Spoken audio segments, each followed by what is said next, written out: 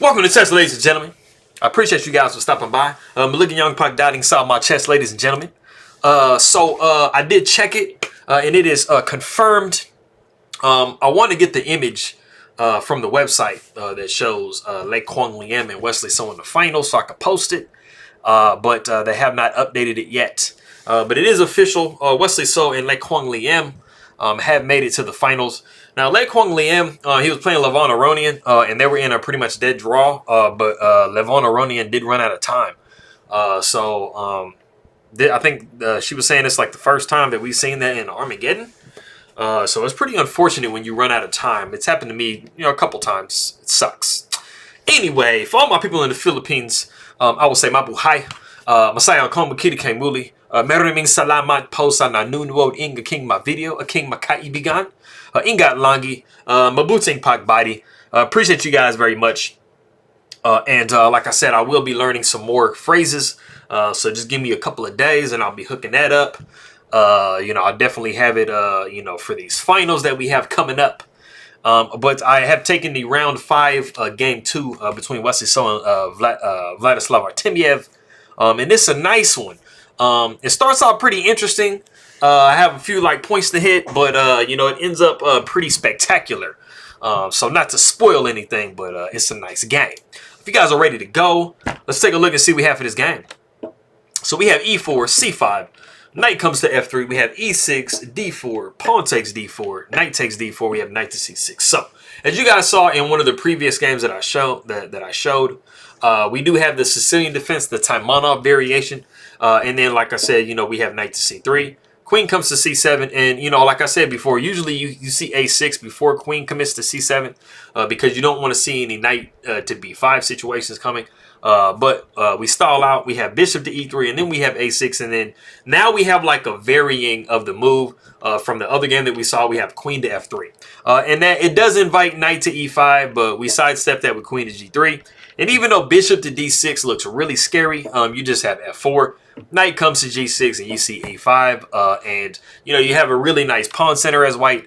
You are going to have to kind of give structurally a little bit because we do see bishop to b4, and it might be possible to move bishop back here and defend that. I'm not 100% sure.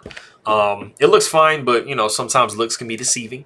But we do see long castles by white, which looks pretty risky. I'm not gonna lie, and it's gonna look kind of risky coming up. Bishop takes c3, pawn takes c3, and then we have knight 8 to e7. And you might be wondering, wait a minute, isn't this just a free pawn? I don't really see any tactics involved. There aren't really any discoveries. Of course, this bishop can't check the king. So, aren't I looking kind of good? Well, let's take a look and see if you do take on c3. If the queen takes on c3, you actually have the move f5. And this actually is pretty inconvenient for black to have to face because you're standing. If this knight moves, you're going to be dropping g7, so that's not the best. So you're probably going to have to take with the e-pawn. Knight takes f5, and you have kind of given up a pawn and a little bit of structural, but white is actually in a pretty nice attack. You pretty much only have these two pieces out, and you're kind of going against white's pieces here. Queen, if you're thinking maybe queen takes e5 is good, you would see a knight to d6 with check. King would come over to f8. You definitely don't want to do this here and then drop a whole family fork. So like I said, knight comes to d6 with check, king goes to f8, and then you have bishop to c4. And the main problem is, the fact that, you are up 2 entire pawns as black, but look at your pieces. You're literally not using 4 of them. And white has every single one of their pieces out. They're going to be swinging this rook over or even this rook over if they want. And it's just looking really, really, really dangerous for black. So, we don't want to get into that situation. So, like I said, we do see knight 8 goes to e7. We see bishop to d3. We have b5. Rook h to f1. We have knight to d5. And then we have bishop back to d2. And then we have bishop to b7 in this position. And it's not as bad, but it's something somewhat similar in this position. Instead of bishop to b7, if you did capture knight takes c3. You're going to be looking at f5 here as well. You know, you just have this diagonal opening. The king isn't quite castled. I mean, all of white's pieces are working. So yes, you're kind of giving up a pawn, you know, but you know, you're getting some compensation back.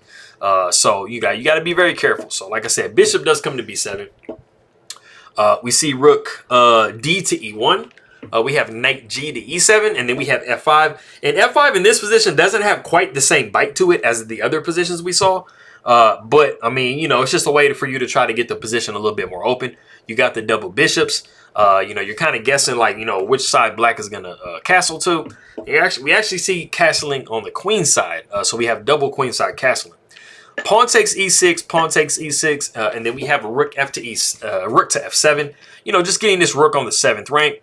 You know, something that I wanted to point out in this position is, I mean, this position doesn't look the same. I mean, even though it's like you're literally like super winning as white, this position does not look comfortable for white at all. Like, I mean, just visually, because it's like you have this file open, this pawn could kind of come down and stuff like that. I mean, you got the queen, you got a couple pieces hanging out over here a little bit. So the king doesn't look the happiest, right?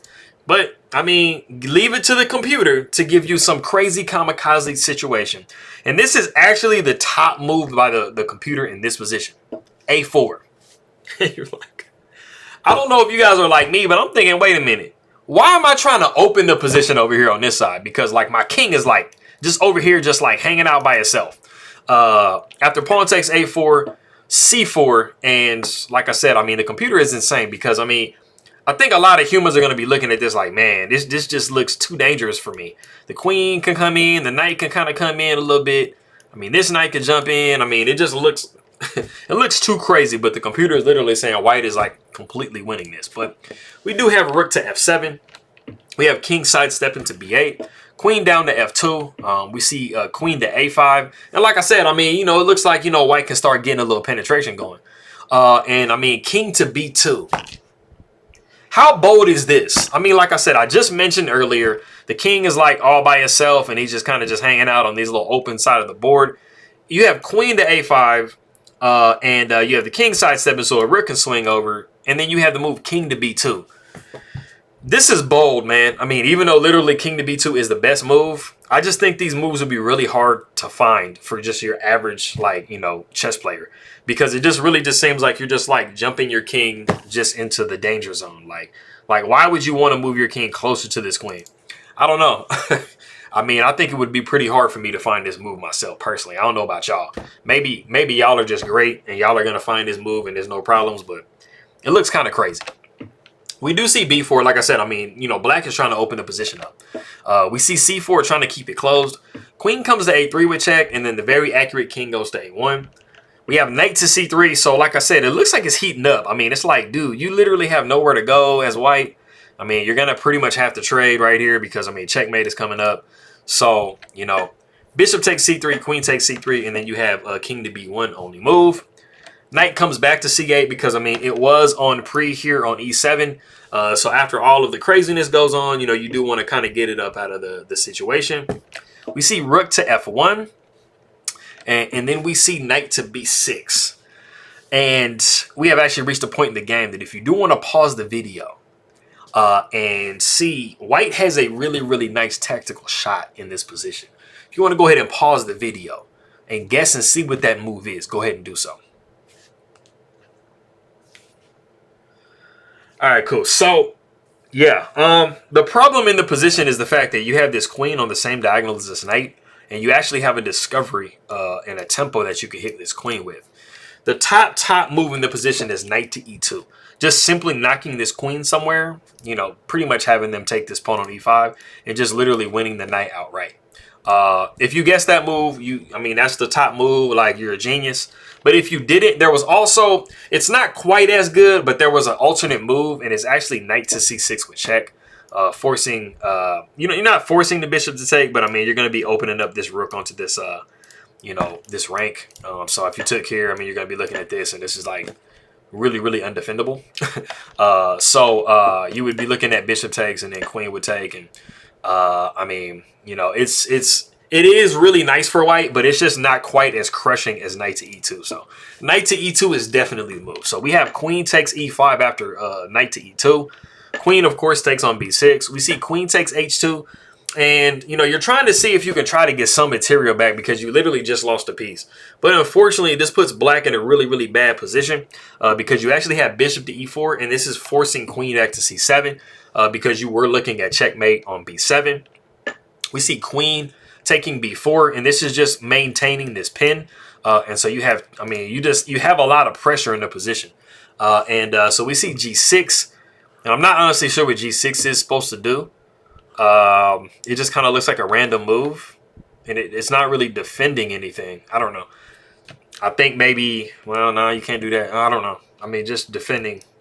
Yeah, I mean, you kind of have to defend this pawn here, but you kind of have to defend all of these. So I guess g6, I mean, you're just trying to make sure that, you know, you don't lose another pawn. But this is just crushing. We see knight to d4, and black responds to this threat. Kind of thinking about one thing, but there's some completely different reason why knight to d4 is being played.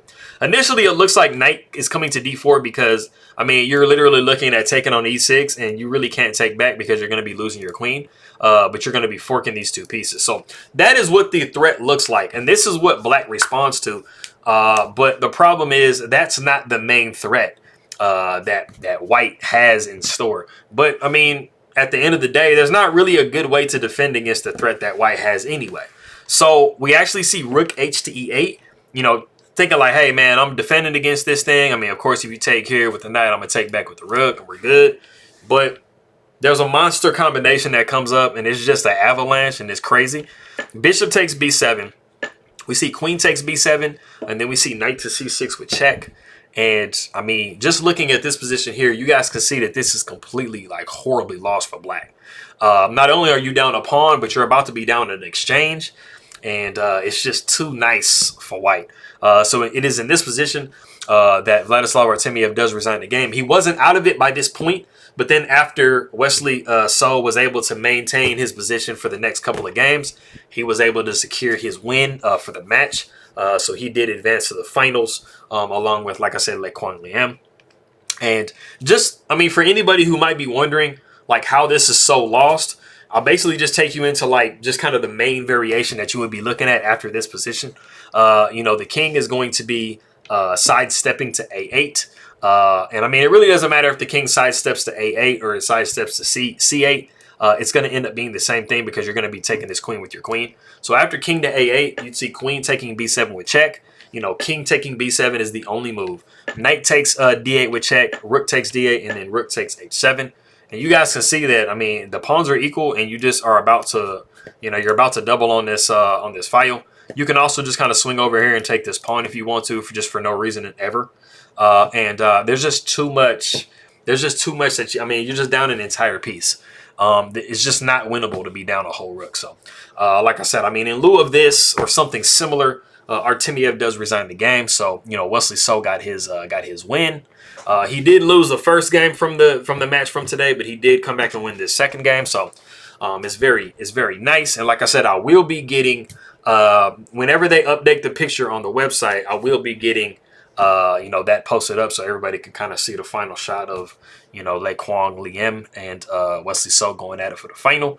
So that's going to be a good one. I mean, you know, it's just like both of these players are just doing so well. Lekwang is doing just fantastic. Like, he's really stepped his game up recently. So I mean, it's really nice to see, you know, him playing like that because really before like this year kind of came up, I mean, he was a name, but he wasn't really somebody that I think people really like paid attention to, and he really is like making a name for himself with all of these championships and stuff like that we're playing. So follow my people in the Philippines. I'll get these good mornings going. So maanyong buntag, mayad na agahan, nine bag na biga, masantos ya kabason, marhe na aga, buenos dias, maanyong aga, mapia na kapi and kapo no dios, mayapa abak, mayad na aga.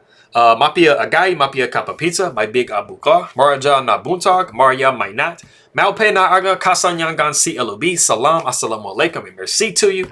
And I appreciate you guys very much. Maraming salamat po, aking makaibigan.